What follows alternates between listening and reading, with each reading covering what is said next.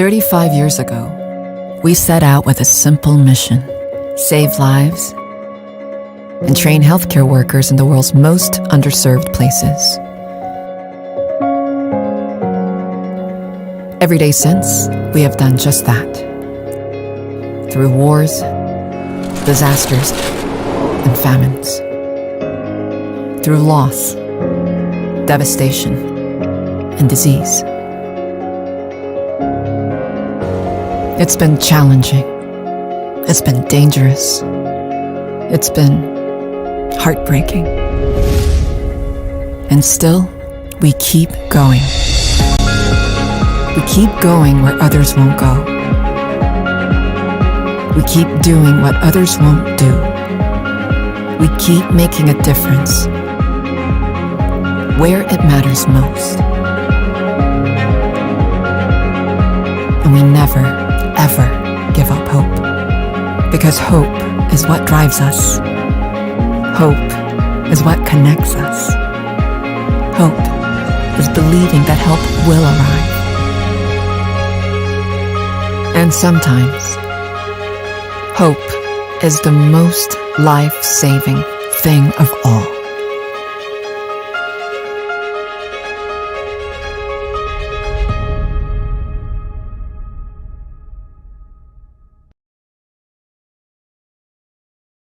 Hello, I'm Linda Cappello, longtime International Medical Corps board member and a founding member of our Women's Luncheon Committee.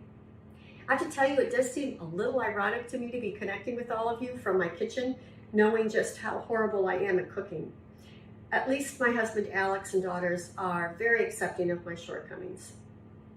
I have learned though over the years, it's not always about the food, but about making time to sit down together with family and friends to connect with one another around the table, making this area here really the heart of the home.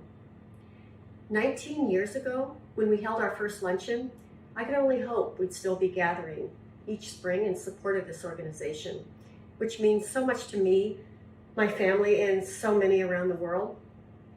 I want to extend a warm welcome and thank you to those of you who've been with us since the very beginning, to those of you who've joined us along the way, and a very special thank you to my fellow members of the Luncheon Committee.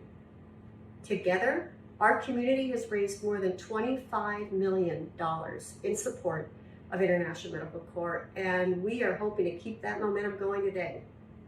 Like many of you, I certainly miss being together in person, but in light of the pandemic, we decided that the safest course of action was to hold this event online once again this year. For the second year in a row, my incredible colleagues on the Women's Committee stepped up with enthusiasm to create a fun virtual event for you today, one that gives us the opportunity to share an even more global perspective on some of International Medical Corps' work. We hope that you have a great time hearing about the efforts that you have helped make possible, or learning about this amazing organization for the first time. Also, I hope you've had a chance to check out our online auction and bid on some incredible items from around the world. The link is available on this event page. Now, I'm happy to welcome my dear friend and a woman who inspires us all, International Medical Corps President and CEO, Nancy Aussie. Hello, everyone. Welcome. We're looking forward to being in person one day, and we're thrilled that you're joining us virtually. My thanks to every member of our wonderful Women's Luncheon Committee for bringing us together. COVID-19 has been tough. We've had losses in our own lives and in our country. It feels like we've been tested over and over again. But now that we're starting to emerge in the U.S., we're thankful to see a light at the end of the tunnel. We want to take a moment to celebrate how connected we are and how united we must be to tackle the global issues we're still facing. There's a lot more work to be done. We must continue to support countries like India. We must push forward on vaccine campaigns in places like Yemen, South Sudan, and the Philippines. No one is safe until we're all safe. And with the right amount of support, everyone can thrive again. Along with our continued fight against COVID, the broad range of services and training that we provide around the world has not stopped. Our teams have been creative and they found new ways to deliver life-saving care to the communities we support. In many ways, you've done the very same thing. You have responded in your own homes, with your families, and in your communities, schooling your children, supporting your loved ones, jumping on countless Zoom calls, just navigating the changes. There are so many ways that you nourish our world. Let's take this hour to celebrate the impact of your support and the important things that bring us all together. Hi, my name is Jack Forbes. I'm a longtime supporter of International Medical Corps and a member of the Women's Luncheon Committee. This year, I got to witness the life-saving impact of our work firsthand here in Los Angeles at the height of the pandemic, and it made me so proud to be a part of this extraordinary organization. In a bit, we'll update you on some of our COVID-19 efforts still going on in Los Angeles, but since this is a luncheon, let's talk about food for a minute. I don't know about you, but my day is often organized around food, what I'm going to eat, when I'm going to eat, and what I'm shopping for dinner for our family. And these questions didn't stop once COVID started. Here, many of us are extremely fortunate to have so many choices in regards to food, but millions of others do not. Last year, at least 155 million people faced acute food insecurity, the highest in 5 years. While International Medical Corps focuses on healthcare during disasters, a critical part, as we can all agree, of health and well-being is having access to a well-balanced diet and nutritious food. That's why we work to combat malnutrition and educate families on good nutrition practices, so they have those choices as well. Today, we'll learn more about International Medical Corps' nutrition and food security work, and have a wonderful cooking demonstration from San Francisco-based top chef Michelle Minori. I can't wait.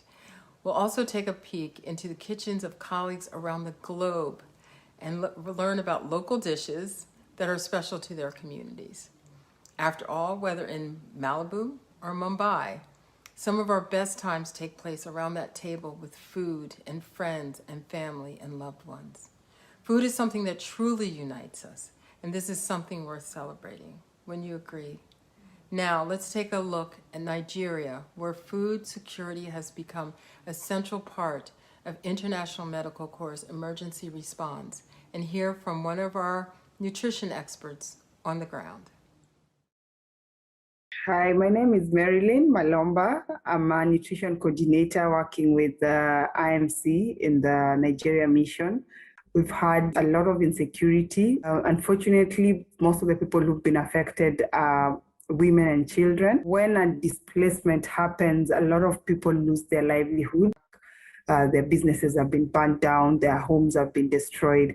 So based on that, we have ended up having very high malnutrition cases because of the food insecurity. Currently, we are having our nutrition program that is able to take care of the severely acute malnutrition cases that we have. And these are being done in health facilities. We have also been providing general food distribution by providing blanket supplementary feeding programs so that we are able to have enough food to take care of the rest of the family while we concentrate on treating the malnourished cases. We have groups that are formed for childbearing age mothers and girls who are taught on how to best take care of their children, how to make use of the locally available food to just get the best of the nutrients in it. You tend to find fewer cases of malnutrition based on the fact that we have mothers understanding what they need to do to prevent the cases happening. And you can see the changes. You go to the camps every day and you can see the children are happier and, you know, they're more outgoing, they're playing out there. The clinics are not as crowded. You walk around the camps and there are kitchen gardens flourishing and the mothers are busy taking care of them. And you can see that what you have impacted in them is really, really helpful. I enjoy working with women. I enjoy working with children. And I think for me, the most important thing is having to be there to make a difference. If you're not making the difference, if you're not doing the job, who else is going to do it? I think for me, that's what keeps me here and that's what keeps me going.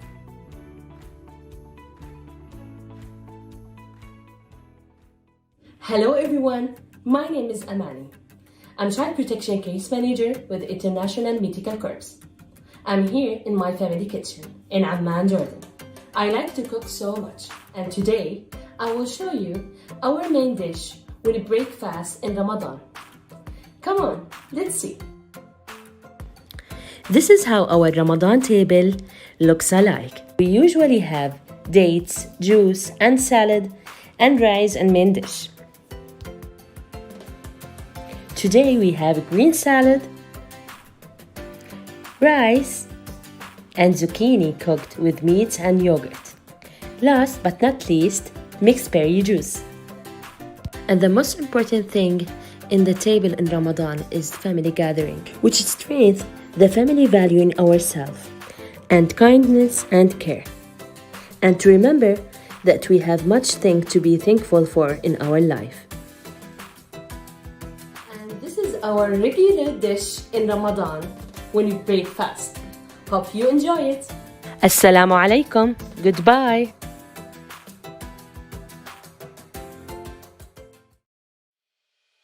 Hi, I'm Michelle Minori, a chef and finalist on season 16 of Bravo Staff Chef. I'm happy to be here to support International Medical Corps. The work that they do to help families and communities access nutritious, diverse food is something that's near and dear to my heart. I really believe in the power of food to bring us together, and that delicious, nourishing meals can be made from locally available ingredients. I'm excited to share a dish today that takes advantage of local produce in my community and can be adapted to whatever's in season or in stock around you. We'll be sure to share the recipe with you, so don't worry about taking notes. We hope you enjoy. I'm here today to make a dish with you that is called cow soy. It's a slurpy, crunchy green curry soup.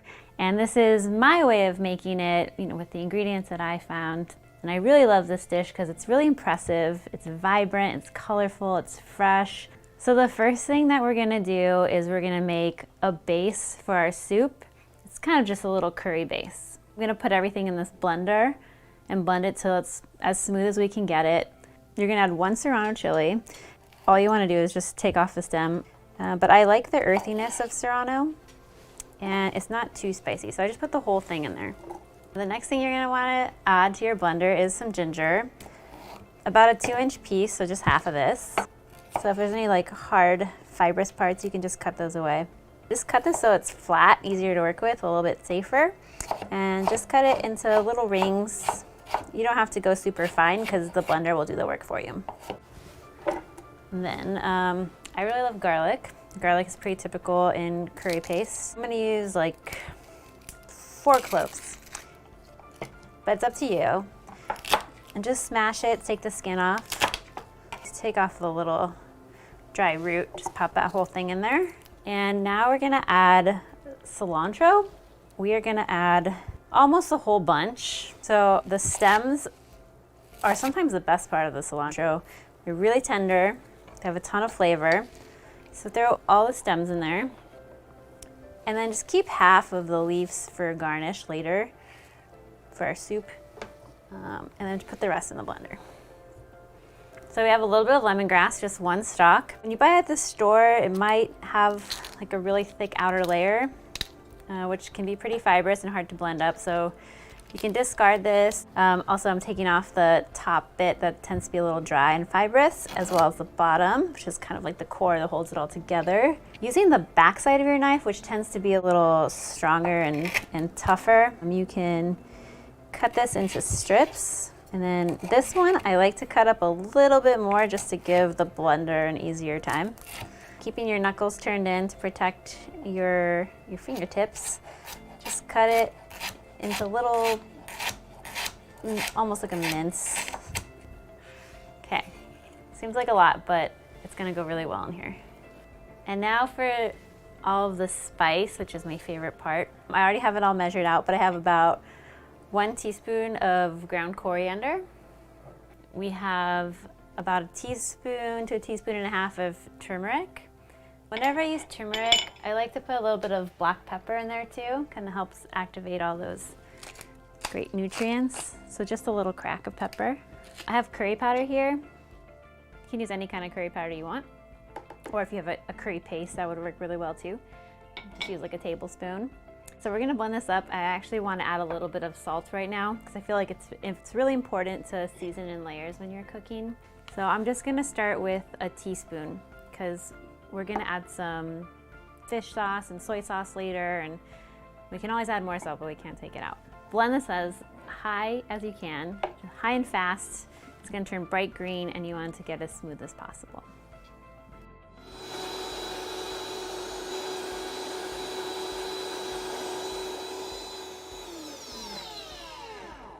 So don't put your face too close to the blender because it is pretty spicy, but it smells so good. It already smells amazing. Now we're gonna cook our base to develop the layers of flavor for our soup.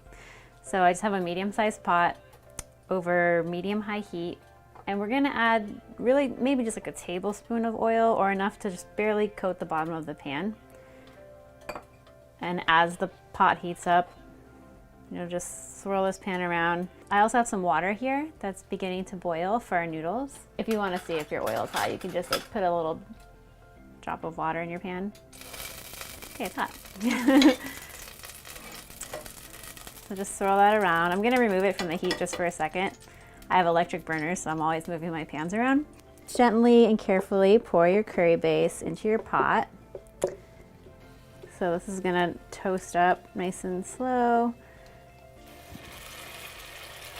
So just give it a stir, turn it to like a medium heat, and your house is gonna get really fragrant.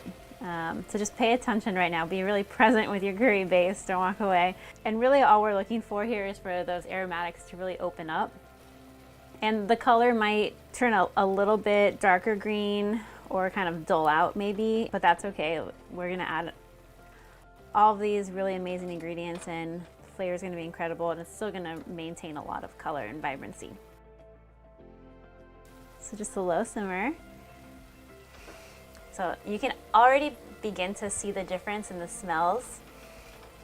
And if you're actually listening with your ears, you can hear the sound of the paste is like changed. It's not as aggressive.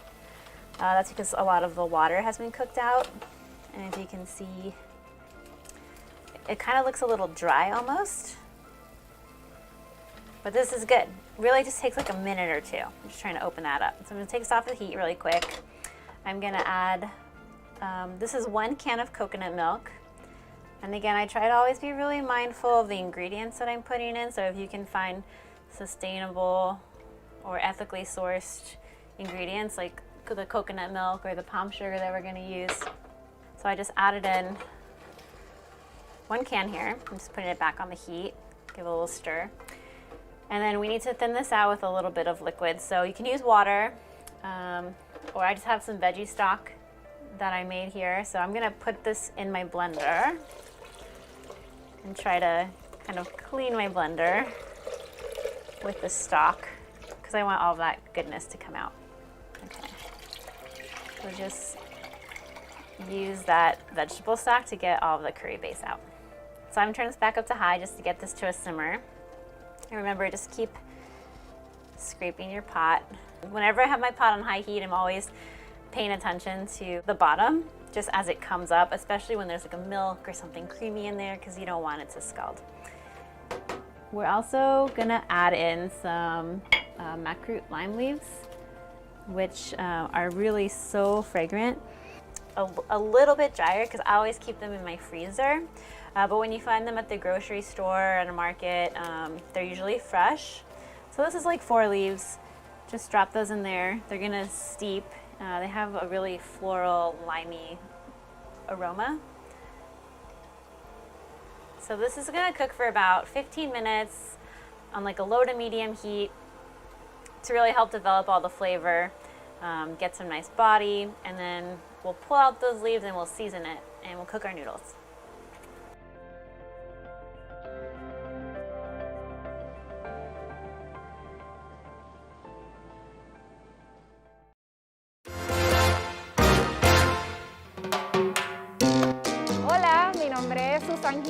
soy la coordinadora de nutrición del equipo de International Medical Corps aquí en Puerto Rico.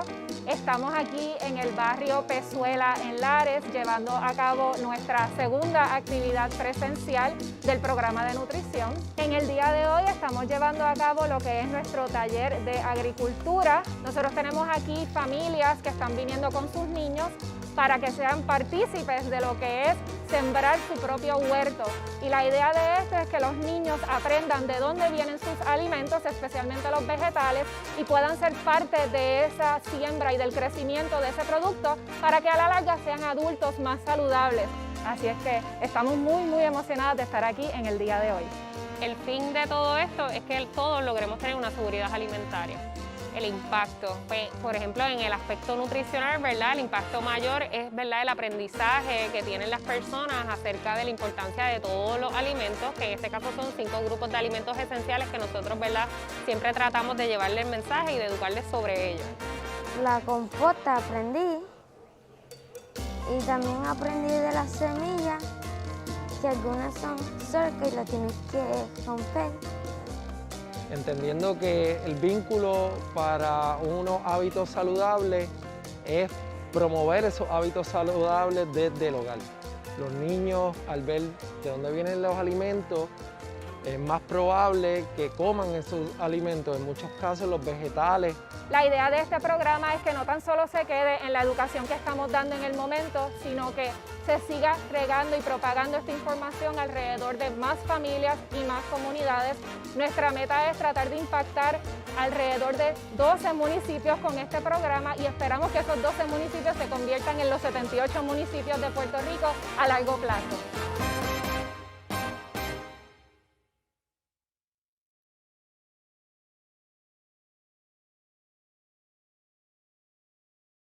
Hello, I'm Romla Batul and I am Communication Coordinator with the International Medical Corps.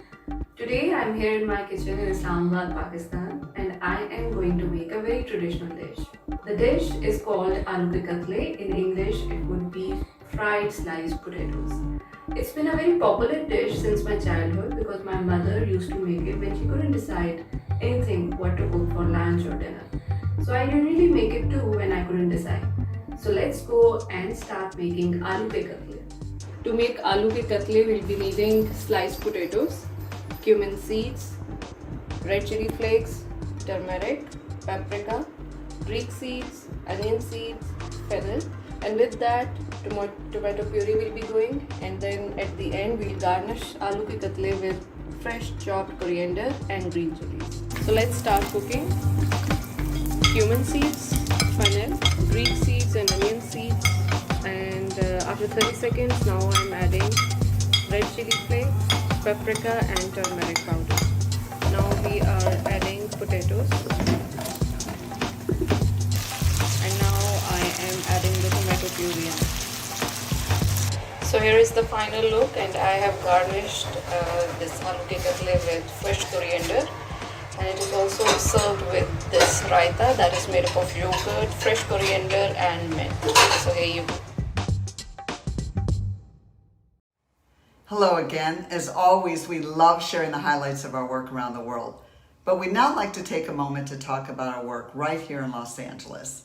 As many of you know, we were founded in LA in 1984 by Dr. Bob Simon, and we've been headquartered here ever since. Over the decades, with the amazing support of our Angelino family, we have worked in the most remote, underserved, and most dangerous places on earth. Now, with COVID-19, we are serving people right here at home in California and in cities across the United States. When this crisis arrived on all of our doorsteps, we quickly mobilized to support our community here in LA, setting up critical shelters at places like Martin Luther King Jr. Community Hospital. We've since supported 34 hospitals in 7 states, along with 51 nursing homes and health facilities across the U.S.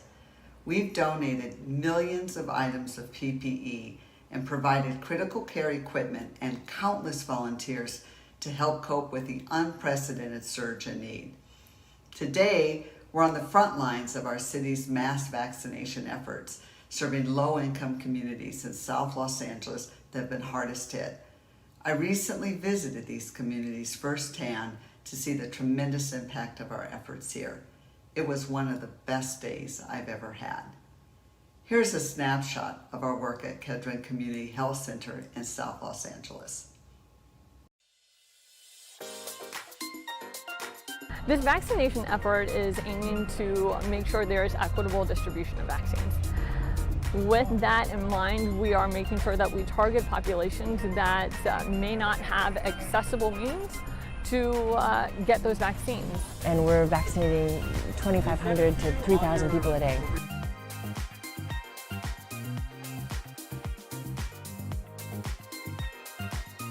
It's about being able to make a contribution, being able to make a difference in someone's life. People are so happy and grateful. Everyone's been thankful. My favorite response is when I say, "Are you ready?" And they're like, "I've been ready for a year." Every single person will remember their vaccine and who gave it to them. I'm going to be in a lot of family albums. I'm grateful for the International Medical Corps creating this opportunity in this community, not only this local community, but LA County in general. Your support is put to good use. We are working our hardest to make sure that everyone has the opportunity to be vaccinated. Until then, keep up the vigilance. Get vaccinated.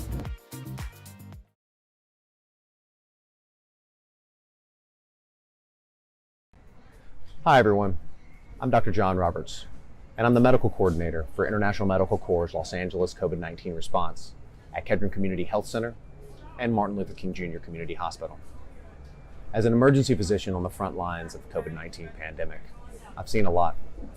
I've seen fear, I've seen loss, I've seen despair, and that's why I can tell you how much it means when you support International Medical Corps' work. Because I've also seen the relief in the eyes of an exhausted nurse when help arrives. I've seen tears of joy when a family member knows their loved one will be able to receive the care they need. Oxygen, a bed in an ICU, or a vaccination that can help protect them from a deadly virus.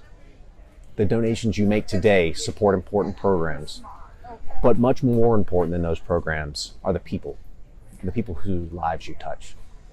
The mothers who give birth to healthy babies, the refugees who have access to mental health support, and the communities fighting diseases who will not have to face those things alone.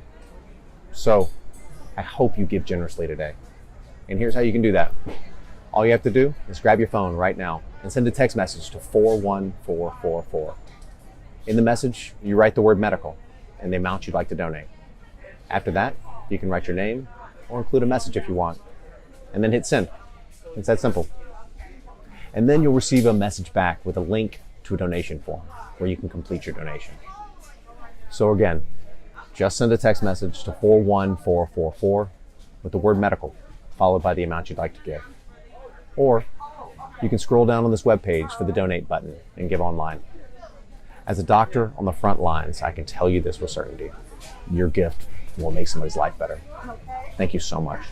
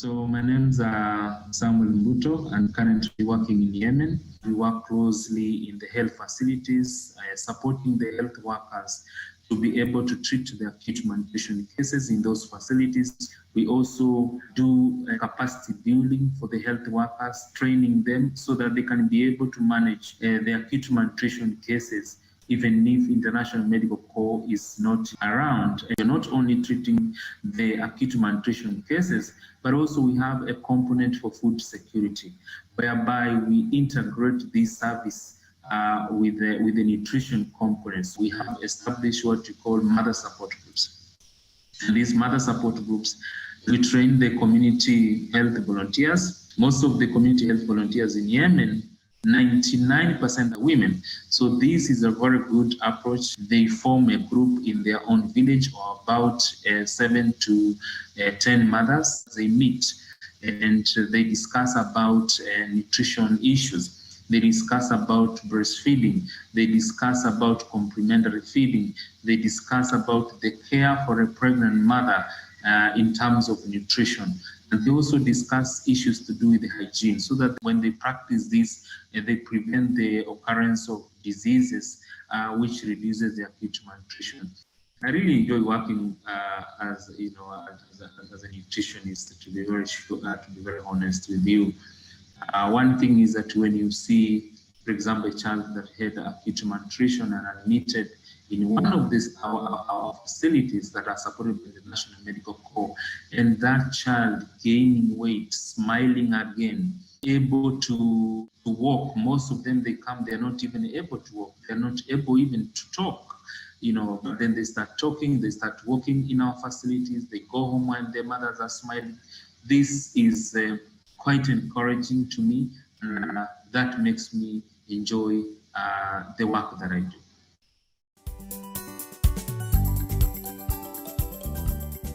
Hello guys, my name is Esther Kariuki and I work with the International Medical Cause as a communication officer. I live in Nairobi, Kenya, and today I'm going to show you how to prepare one of my favorite meals. So I'm going to make some ugali with spinach and beef, and I'm just going to show you how you go about it. First, if we can go through some of my ingredients for today. So I have some spinach that I have chopped, some diced meat, beef that is, tomatoes, some yellow and red bell peppers, some onions, and finely chopped garlic. I also have just a cup of water, some salt, and my cooking oil. So let's do some cooking.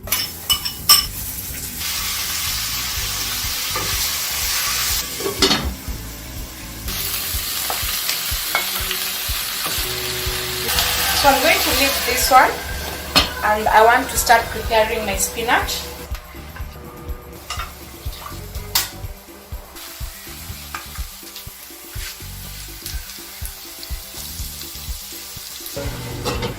I'm going to add them. I'm going to use soko maize meal. Eating ugali with spinach and beef, you can do it while using your spoons, forks, just the whole cutlery if you want. But as an African, I prefer using my hands. My hands are clean, so this is how you go about it. You add some veggies, that is your spinach.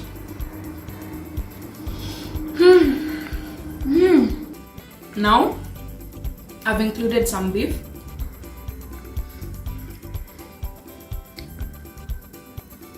Perfect.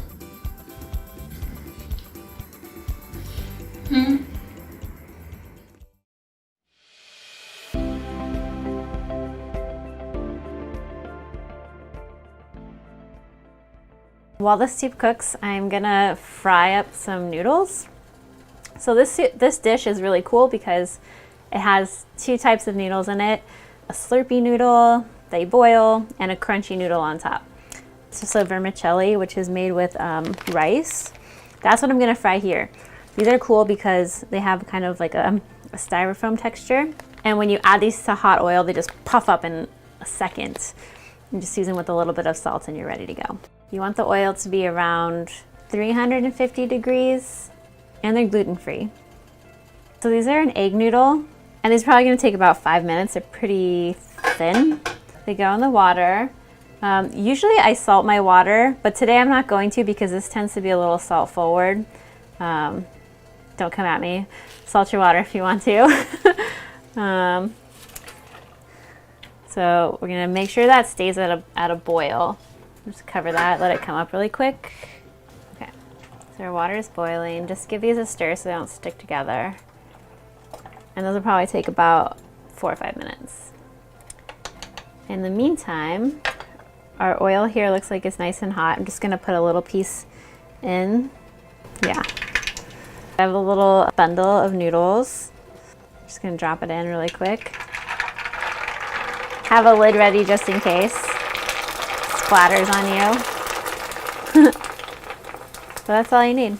Maybe turn it around and get the other side for a sec. And you have some crispy noodles. Once your noodles come out of the oil, just give them a little bit of salt. We have our soft noodles cooking. Our broth is on a really low temperature. A light bubble is fine, as long as it's like over a low heat to really develop. And now we can take care of our tofu and our fish. So really you can put anything you want in this soup, whatever your favorite veggies are. If you have like a rotisserie chicken in the fridge, just tear up some pieces of that and warm it in the broth. I'm gonna use tofu and some local cod that I found. So this is a firm tofu. You can use silken tofu as well. I feel like the firm holds up really well in the broth. So I'm just cutting this into like bite-sized cubes, about 1 inch in size. And these are just gonna gently warm in the broth. So this is a local black cod. Whatever fish you're using, it doesn't really matter what size you cut it to. I feel really lucky that we have this beautiful fillet. This is about 4 ounces. And I'm just gonna cut it into, again, bite-sized pieces, maybe a little bit bigger than the tofu. Really beautiful here. So just lay that down on your plate. And it doesn't really matter what size you cook it to, as long as all the sizes are about the same, because you want them to cook at the same rate. Before we add the fish, tofu, veggies, let's just scoop out the lime leaves. Gently drop in your fish. And if you're at a really low simmer, this is gonna take like 2 or 3 minutes, just until the fish begins to flake apart.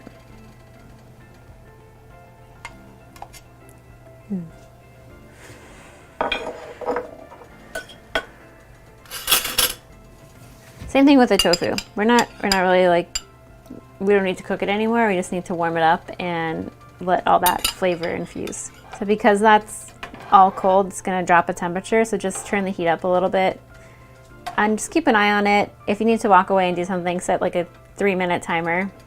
The fish spatula is also really good just to keep an eye on the fish in here, because it's gonna fall and it's direct heat. So it's kind of nice to just pick it up from the bottom a little bit. Just let it do its thing. It'll be ready in like 3 minutes. While this cooks, we can season the broth. I have a little bit of palm sugar here. And if you can't find that, then like a light brown sugar works just fine. And this is about 1.5 tablespoons. I'm gonna start with half of that, because we can always put more in and we can't take it out. I have 1 tablespoon of fish sauce. Beautiful, strong aroma. There's so much flavor in there. So, tablespoon seems like a lot, but it's really gonna balance out. And then soy sauce, same thing. So good, has kind of like a malty flavor. Get a really good soy sauce. A little bit goes a long way. I'm just gonna taste it. It's really important to taste as you go and just keep tasting things. Give it a little stir. Be gentle with your tofu and your fish in there. Whew. It's It's really good. Got the spice from the ginger and the chilies. I think it needs a little bit more salt. So I'll add a pinch of salt in just a moment. But to balance everything out, because we have spicy, we have salty, we have sweet. There's a little bit of bitterness in there from the lime leaves and the lemongrass. I'm just adding some fresh lime juice. So this is 3 limes. All limes are different. These were really juicy, so I'm just going to start with half. And give this another little stir. Wow, and the whole dimension of the soup totally changes as soon as you add the lime juice. Everything totally rounds out, really comes together. You need that balance.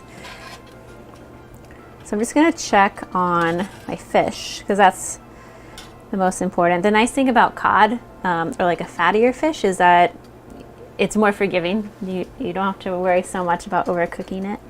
And this is it. We're good here. Just gonna add a pinch of salt and we can plate this up. So just like a generous portion in the bottom of the bowl. 2 ounces of cod per portion, but feel free to do whatever makes you happy. The tofu is nice and plump. It really soaks up all the flavor and gets this like nice, delicate, juicy texture when you cook it in a broth. And we have these crunchy noodles, which I'm just gonna break this in half. I like these noodles because they dissolve into the soup and they make this really cool crackly sound. I feel like we eat with our eyes, but we also eat with our ears. And just some fresh cilantro leaves for garnish.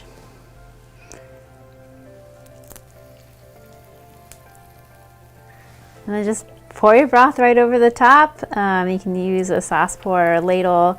This is something kind of fun to do in front of your guest. And this is my version of cow soy green curry soup.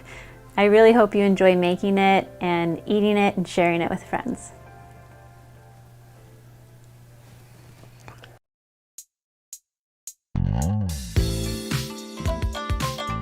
I am Dr. Jojo Kangao, Medical Coordinator of International Medical Corps, and I am here now in our family kitchen.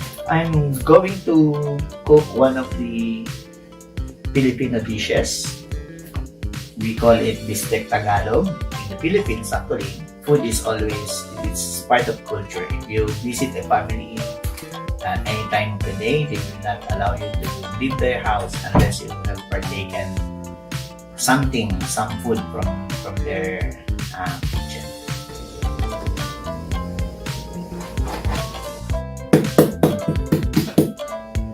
So for Bistek Tagalog, we put the lemon, local lemon, calamansi, we call it here as calamansi. And my daughter actually joined me in cooking.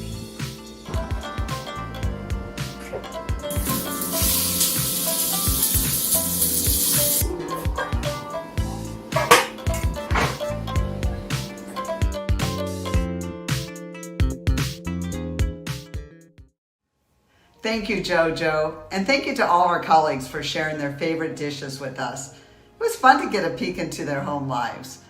Our teammates work so hard and they always find a way to stay hopeful and joyful.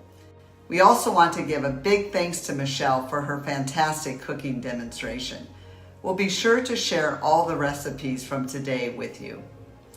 Finally, I want to again thank the members of the Women's Committee for their tireless efforts, and also to extend my gratitude to everyone who made a donation. Your support keeps us going, and you're with us every step of the way. From our family to yours, we send you our love and best wishes for a year of healing, recovery, and good times ahead.